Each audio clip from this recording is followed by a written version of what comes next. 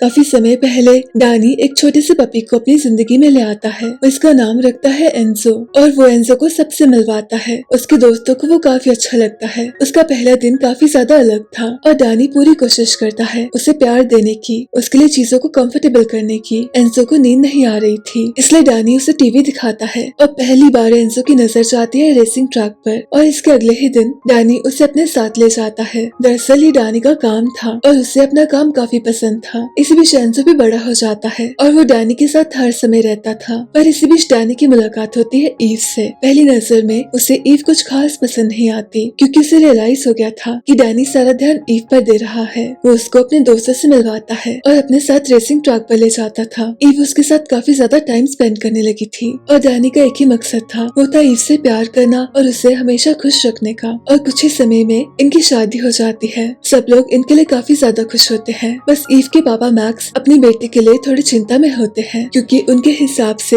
Danny की job secure नहीं थी और उनकी पत्नी ट्रिश कहती है कि कुछ नहीं होगा, एक दूसरे से प्यार करते हैं और वही सबसे जरूरी है। इसके बाद ये दोनों साथ में शिफ्ट होते हैं और कुछ ही समय में ईव प्रेग्नेंट हो जाती है और ये चीज एंजो को भी पता थी। उसे रियलाइजेशन थी कि कुछ तो अलग है। उसे हमेशा ऐसा लगता था कि उसे ईव का ध्यान रखना होगा, क्योंकि डैनी काफी समय बाहर आ करता था। वो जानता था कि डैनी ये सब अपने परिवार के लिए कर रहा है, क्योंकि आने वाले बच्चे के लिए उसे पैसे चाहिए थे, इसलिए वो अपने काम में बिजी रहता था। और ऐसे ही एक दिन उसकी रेस थी, पर इसी बीच ईव लेबर में चली जाती है। उसे काफी तकलीफ हो रही थी, ये बेबी समय से पहले आ रहा था। फाइनली ईव को एक छोटी सी बेटी होती है और कुछ ही देर में डैनी उनसे मिलने आता है। उस बेटी का नाम जोई रखते हैं। एंजो को लगता है उसका परिवार कंप्लीट हो गया है। इसी बीच ईव के मॉम डैड काफी सारा समय इनके साथ रहने लगते हैं। ईव के पापा डैनी से कहते हैं कि तुम्हें कोई स्टेबल सी जॉब लेनी चाहिए, पर डैनी कहता है मैं जानता हूँ आप ऐसा क्यों कह रहे हैं, अब चिंता मत कीजिए, मैं हमेशा ईव और जोई का ध्यान रखूंगा।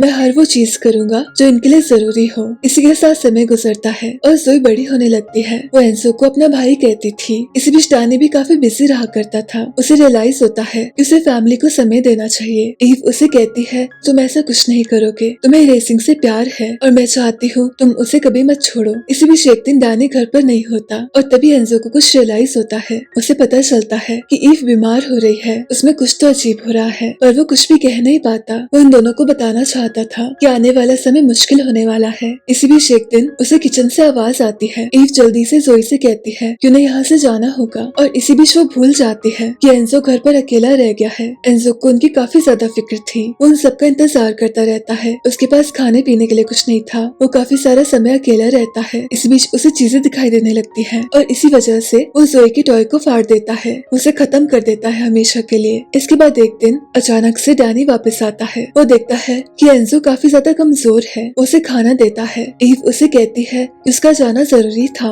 वो काफी ज्यादा बीमार थी। ईव वापस आकर इन दोनों से माफी मांगती है। इसी बीच उसे जोई के चिल्लाने की आवाज आती है। ये देखते हैं कि एंजो ने सारे टॉयज को खत्म कर दिया है। एंजो को काफी अजीब लगता है और डैनी उसे काफी डांटता है, पर ईव कहती है कोई बात नहीं, ऐसा होता रहता है। पर असल में बात तो ये थी कि डैनी काफी ज्यादा परेशान था। उसे ईव की काफी फिक्र थी। वो एंजो से माफी मांगता है और साथ ही ईव को बताता है कि वो रेस को जीत गया है और हो सकता है कि आने वाला समय उसके लिए काफी अमेजिंग हो। उसकी फैमिली उसके लिए काफी खुश होती है। डैनी को लगता है सब कुछ ठीक हो जाएगा, वो फाइनली अपने फैमिली को सपोर्ट कर पाएगा। इसी बीच उसे काम से जाना पड़ता है। इसी बीच उसे अपनी मॉम का कॉल आता है। उसकी मॉम उसे पूछती है कि डैनी घर पर क्यों नहीं है, तुम्हें उसको बताना चाहिए। पर वो अपनी मॉम से कहती है कि उसके लिए उसका काम जरूरी है, इसी वजह से डैनी का बाहर रहना काफी जरूरी है। पर तभी अचानक से वॉक करते करते ईव की तबीयत काफी खराब हो जाती है। एंजो को रियलाइज होता है कि ईव पहले से काफी स्लो हो गई है और अचानक से वो बेहोश हो जाती है। एंजो उसे जगाने की कोशिश करता है। वो जोर जोर से भौंकना शुरू करता है और तभी कुछ लोग उसकी मदद करने आते हैं। उसे वहाँ से ले जाया जाता है। इसी पल एंजो को लगता है कि काश वो बोल पाता, काश वो ईव को हिम्मत दे पाता और डैनी को भी बता पाता कि ईव के साथ कुछ तो गलत है। और इन सब चीजों की वजह से डैनी जल्दी से ईव के पास आता है। दरअसल ईव को ब्रेन कैंसर हो गया था और डैनी चाहता था कि वो पूरा समय उसके साथ रहे, इसलिए वो अपने काम को छोड़ देता है और मैकेनिक की जॉब ले लेता है। इसके बाद कुछ समय एंजो डैनी के दोस्त के पास रहता है। उसे डैनी और ईव की काफी फिक्र थी, पर वो कुछ भी नहीं कर सकता था। इसके बाद डैनी उसे वापस लेने आता है। इनकी जिंदगी काफी अलग हो गई थी। डैनी जोई का ध्यान रख रहा था, वो उसके लिए सब कुछ नॉर्मल करना चाहता था, पर जोई को अपनी मॉम की याद आती थी। डैनी को काफी सारी चीजें नहीं आती थी, पर फिर भी वो जोई का ध्यान रखता था और एंजो ध्यान रखता था डैनी का। और देखते ही देखते काफी सारा समय गुजरता है। काफी सारे महीने हो जाते हैं और ईव का सारा समय हॉस्पिटल में गुजर रहा था।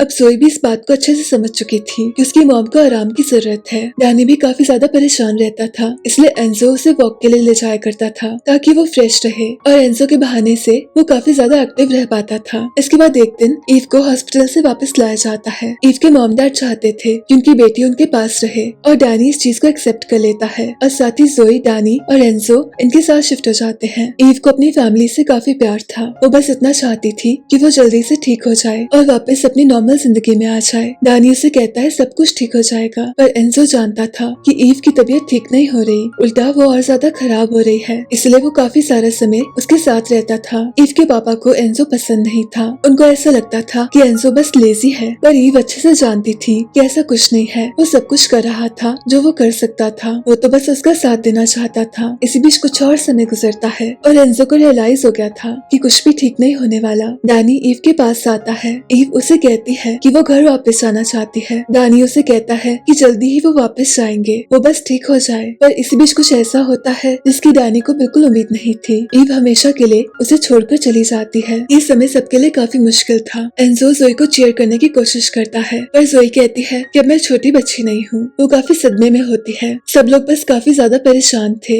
एंजो को समझ नहीं आ रहा था कि उसे क्या करना चाहिए। इसी बीच ईव के डैड डैनी के पास आते हैं। वो कहते हैं कि जोई हमेशा के लिए उनके पास रहे और कभी कभी डैनी उसे मिलने आ सकता है। ये सुनकर डैनी को काफी गुस्सा आता है। वो कहता है आपको शर्म आनी चाहिए, आपकी बेटी को गए हुए एक दिन भी नहीं हुआ, आप कैसी बातें कर रहे हैं। तभी वहाँ ट्रिश आती है। ट्रिश डैनी को समझाती है कि ये सब डैनी की मर्जी है, उसे जैसा करना है वो वैसे ही करेगा। पर कहीं न कहीं वो चाहती थी कि जोई उनके पास आ जाए, क्योंकि डैनी स्टेबल नहीं था और इन लोगों के पास काफी सारे पैसे भी थे। पर डैनी ऐसा करने से मना कर देता है। इसलिए मैक्स कहता है कि वो कोर्ट जाएगा और डैनी के खिलाफ केस करेगा ताकि जोई की फुल कस्टडी उसे मिल सके। ट्रिश कहती है हम ऐसा नहीं करना चाहते, हम अच्छे से रहना चाहते हैं, इसमें तो बस जोई का भला है। पर डैनी इनकी बात नहीं सुनता। वो जल्दी से जोई के पास जा रहा था, पर तभी मैक्स उसे कोर्ट के ऑर्डर देता है। उन्होंने पहले से ही मन बना लिया था। इस बीच गलती से डैनी से मैक्स को धक्का लग जाता है। वो उनसे माफी मांगता है और ये सब चीजें ट्रिश देख रही थी। उसे अच्छे से पता था कि ये सारी उसके पति की गलती है। इसके बाद डैनी जोई को अपने साथ ले जाता है और उसको एक लॉयर को हायर करना पड़ता है। वो लॉयर उसे समझाता है कि ये केस काफी ज्यादा सिंपल है, सब कुछ ठीक हो जाएगा। पर ऐसा कुछ नहीं होता। ईव के पापा डैनी को अरेस्ट करवा देते हैं। उन्होंने उसके खिलाफ शिकायत की थी कि डैनी ने उन पर हाथ उठाया है। और शाम को जब वो वापस आता है, उसे उसका दोस्त बताता है कि ईव के मॉम डैड जोई को स्कूल से ले गए और साथ ही उसका लॉयर भी उसे बताता है कि आने वाले 90 डेज तक वो जोई से नहीं मिल सकता और अगर उसने ऐसा किया तो वो हमेशा के लिए जोई को लूज कर सकता है। अब डैनी के पास ज्यादा कोई ऑप्शन नहीं था। वो आने वाले 90 डेज तक जोई का वेट करने की कोशिश करता है। वो बस इतना चाहता था कि जल्दी से टाइम गुजर जाए। उसे अपनी बेटी की काफी याद आ रही थी। इसी बीच एक दिन डैनी को कॉल आता है। उसका लॉयर कहता है कि जोई एंजो से मिलना चाहती है, इसलिए एंजो को जोई से मिलने दिया जाता है। वो कुछ दिन तक उनके साथ रहता है। जोई उसके साथ काफी खुश होती है। वो उसे बताती है कि उसे अपने पापा की काफी याद आ रही है। इसी बीच एंजो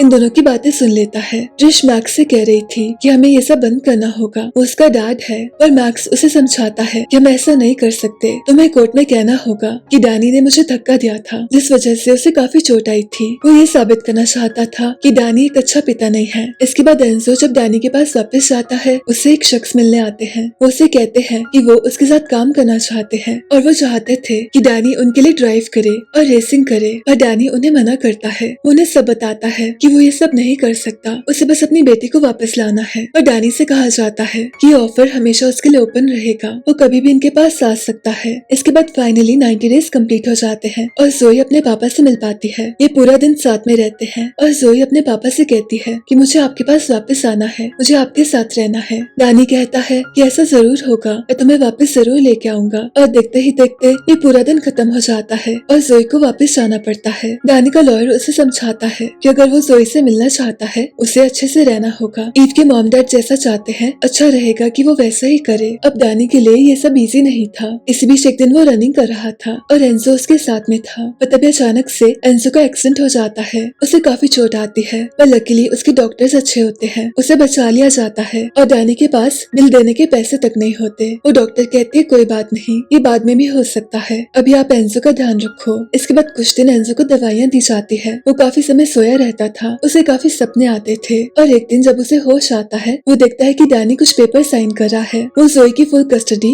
ईव के मॉम डैड को दे रहा था और ये देखकर एंजो को काफी गुस्सा आता है। वो जल्दी से पेपर्स को ले जाता है और उनको खराब कर देता है और ये देखकर डैनी को रियलाइज होता है कि एंजो जोई को वापस लाना चाहता है। उसे भी लगता है कि उसे हार नहीं माननी होगी, उसे अपनी बेटी के लिए लड़ना होगा। वो अपने लॉयर से कहता है कि ईव के मॉम डैड से कह दे कि आगे का फैसला कोर्ट में होगा। एंजो को रियलाइज होता है कि डैनी काफी ज्यादा परेशान है, पर साथ ही वो जानता था कि उसने कुछ भी गलत नहीं किया। और फाइनली ये सब लोग कोर्ट में होते हैं और ट्रिश वो सब कहती है जो उसे कहने के लिए कहा गया था, पर तभी उसे रियलाइज होता है कि उसे ऐसा नहीं करना चाहिए। वो कहती है ऐसा कुछ भी नहीं था, वो धक्का दरअसल गलती से लगा था और डैनी एक काफी अच्छा पिता है। इसके बाद फाइनली ये केस को जीत जाते हैं और डैनी जोई को लेने वापस जाता है और फाइनली उसकी सारी मुसीबतें खत्म हो गई थी। उसे उन शख्स का फिर से कॉल आता है, वो फिर से उसे अपना ऑफर देते हैं और डैनी उसे एक्सेप्ट कर लेता है। वो कहता है साथ में मेरी बेटी और मेरा डॉग भी आएगा और उसकी इस बात को मान लिया जाता है। और इसी दिन जोई का बर्थडे था और काफी सारे लोग आए थे।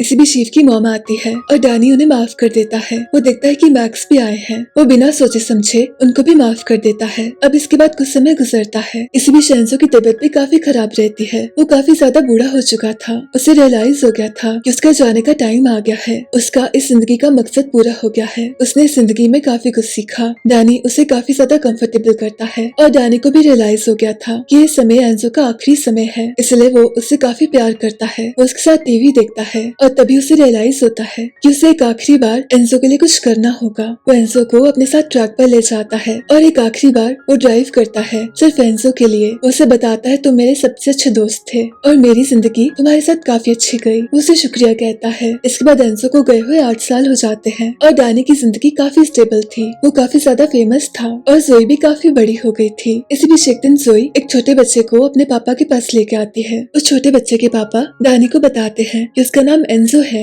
और ये आपका सबसे बड़ा फैन है। ये जब से पैदा हुआ है इसे सिर्फ रेसिंग का शौक है। और इसे देखकर डैनी को याद आती है अपने एंजो की। इसी के साथ इस कहानी का अंत होता है। मेरी आपसे फिर से मुलाकात होगी एक और नई कहानी के साथ।